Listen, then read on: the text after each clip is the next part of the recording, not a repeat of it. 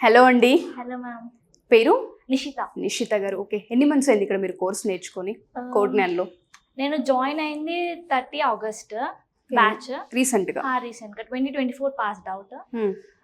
క్లాసెస్కి రావడం September first week start చేశాను and with in September I got placed. Okay. Short టైంలోనే ఏ course తీసుకున్నారు ఇక్కడ? Java full stock. ఇక్కడ బెంగళూరు, విజయవాడ, బెంగళూరులో ఇక్కడే నేర్చుకున్నారు కోర్స్. ఎందుకు తెలుగు పీపుల్ అయ్యింది ఇక్కడ వరకు రీచ్ అయ్యారు? రీజన్ ఏంటి? వై బెంగళూరు? మనకి తెలుసు most of the IT companies బెంగళూరులో ఉన్నాయి. సో మనం లైక్ ఇన్స్టిట్యూటే బెంగళూరులో తీసుకుంటే it would be easier to get placed. So okay. So ఆ విధంగా అనిపించింది అనమాట. ఓకే. ఫ్యాకల్టీ విషయానికి వస్తే ఇక్కడ ఏ విధంగా ఉంది కోడ్‌న్యాన్‌లో? ఎటువంటి సపోర్ట్ని ఇస్తూ ఉంటుంటారు వాళ్ళు మీకు? Coming to faculty, I've attended Java and SQL classes. So for Java, BMS was handling that. So ante ela untayante classes, sir will be teaching some topic and if some coding comes means he'll ask us to first type and run it. Okay. Then we should write. So like practical knowledge కూడా చాలా ఎక్కువగా ఉంటుంది ఇక్కడ. Okay. ఎన్ని hours తీసుకునే వాళ్ళండి classes కావచ్చు, మీకు ట్రైనింగ్ కావచ్చు? డిపెండ్స్ అన్నమాట. లైక్ ఇన్ బిగినింగ్ అంటే చాలా మంది యూజ్డ్ ఉండడు కదా సో క్లాసెస్కి. సో బిగినింగ్ లో లిమిటెడ్ టైమింగ్ ఉంటుంది. సో ఆ తర్వాత according to courses timings will be change. Okay. So మీరు అనుకున్నారా కోడ్‌న్యాన్‌లో జాయిన్ అవుతే జాబ్ వస్తుంది ఇంత త్వరగా అన్న ఎక్స్పెక్టేషన్ తోనే జాయిన్ అయ్యారా?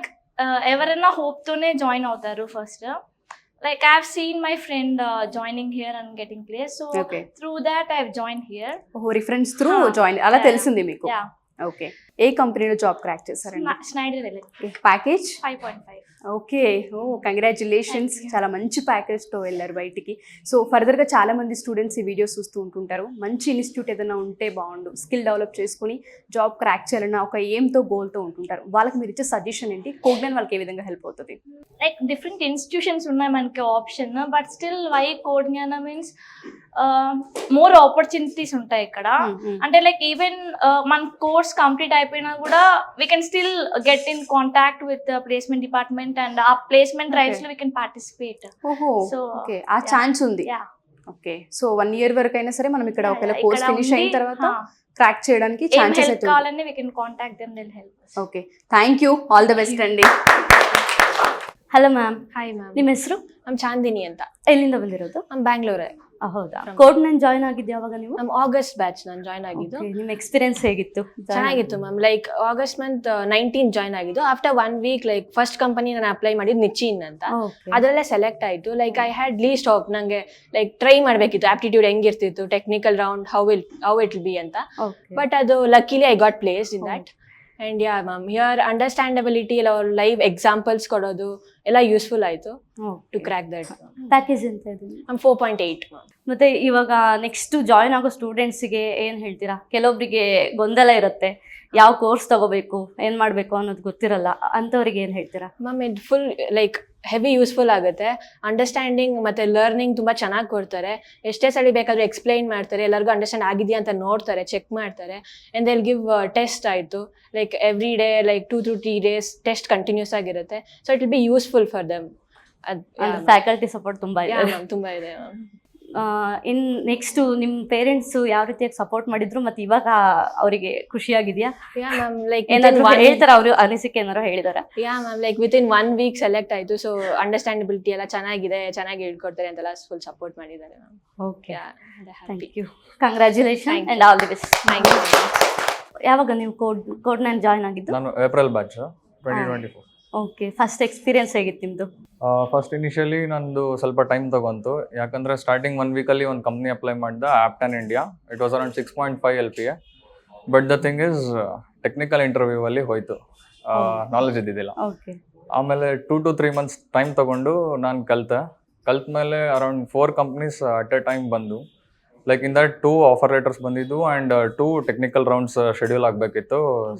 ಸೊ 2 ಕಂಪ್ನಿ ಆಫರ್ ಲೆಟರ್ ಬಂದಿದೆ ಆಲ್ರೆಡಿ, ಅವೆರಡಕ್ಕೂ ಅಲೋ ಮಾಡಲಿಲ್ಲ. And then first knowledge gain ಮಾಡಿದೆ, ಆಮೇಲೆ ಕಂಪ್ನೀಸ್ ಕ್ರ್ಯಾಕ್ ಮಾಡೋಕೆ ಸ್ಟಾರ್ಟ್ ಮಾಡಿದೆ. ಯಾರು ಸಜೆಸ್ಟ್ ಮಾಡಿದ್ರಾ ಫಸ್ಟ್? ನಮ್ಮ ಫ್ರೆಂಡ್ ಒಬ್ಬ ಇಲ್ಲಿಂದಾನೆ ಪ್ಲೇಸ್ ಆಗಿದ್ದ, the same company Optum. It's a product based company and ಪ್ಯಾಕೇಜ್ನೂ ಚೆನ್ನಾಗಿದೆ. ಸೊ ಅದೇ ಥರ ಕಂಪ್ನೀಸ್ ಬರ್ತಿದ್ವು. So I took this. Join ಆಗ್ಬೇಕಾದ್ರೆ ಏನಾದ್ರು ಡೌಟ್ಸ್ ಏನಾದ್ರು ಇತ್ತಾ ನಿಮಗೆ, ಆಮೇಲೆ ಕ್ಲಿಯರ್ ಹಾ. ಆಯ್ತಾ? ಸ್ವಲ್ಪ ಡೌಟ್ಸ್ ಇದ್ವು, ಲೈಕ್ ಟೀಚಿಂಗ್ ಎಲ್ಲ ಹೆಂಗಿರುತ್ತೆ ಏನಿಲ್ಲ ಅಂತ ಹೇಳಿ. Then Bhimesh sir, Sagar sir ಅಂತ ಇದ್ರು, ಅವರು ಚೆನ್ನಾಗಿ ಹೇಳ್ಕೊಟ್ರು. ಅದಾದ್ಮೇಲೆ ನಾಲೆಜ್ ಬಂದ್ಮೇಲೆ ವಿ ಕ್ಯಾನ್ ಕ್ರ್ಯಾಕ್ ಅಂತ ಗೊತ್ತಾಯ್ತು. ಸೊ ಅಪ್ಲೈ ಮಾಡಕ್ ಸ್ಟಾರ್ಟ್ ಮಾಡಿದೆ. ಕಂಟಿನ್ಯೂಸ್ ಆಗಿ ಕಂಪ್ನೀಸ್ ಬರ್ತಿದ್ವು. ಎಲ್ಲಿ ಜಾಬ್ ಆಗಿದ್ದು ಪ್ಲೇಸ್ಮೆಂಟ್? ಈಗ ಸದ್ಯಕ್ಕೆ ಬ್ಯಾಂಗ್ಳೂರ್ ಲೊಕೇಶನ್ ಸಿನೆಂಟ್ ಅಂತ ಕಂಪ್ನಿ ವೈಟ್ ಫೀಲ್ಡ್ ಅಲ್ಲಿ ಇದೆ. ಓಕೆ. ಇದು ಪ್ಯಾಕೇಜ್ ಅಂತ? Package 3 LP. ಹೌದಾ? ದ ಥಿಂಗ್ ಇಸ್ ಅದು ಡೆವಲಪರ್ ರೋಲ್. ನಾನು ಡೆವಲಪರ್ಗೆ ಕಾಯ್ತಿದ್ದೆ. No matter what our package it is, developer ಸಿಕ್ತಲ್ಲ ಅಂತೇಳಿ ಹೋಗಿ. ನೆಕ್ಸ್ಟ್ ಸ್ಟೂಡೆಂಟ್ಸ್ಗೆ ಏನು ಹೇಳಕ್ ಇಷ್ಟಪಡ್ತೀರಾ? ನೀವು ತಗೋಬಹುದು, ಲೈಕ್ ಕಾಲೇಜಲ್ಲಿ ನಾಲೆಜ್ ಏನಿರುತ್ತೆ ಅದು ಓಕೆ, ಬಟ್ ಇಲ್ಲಿ ಸಿಗೋ ನಾಲೆಜು ಇನ್ನೂ ಸ್ವಲ್ಪ ಆಡ್ ಆನ್ ಆಗುತ್ತೆ. So main thing is unit placements and training also. I would suggest them to take up as soon as possible. Okay. Thank you, congratulations. Thank you. So ఎలా choose చేసుకొని ఇక్కడికి వచ్చారు మీరు?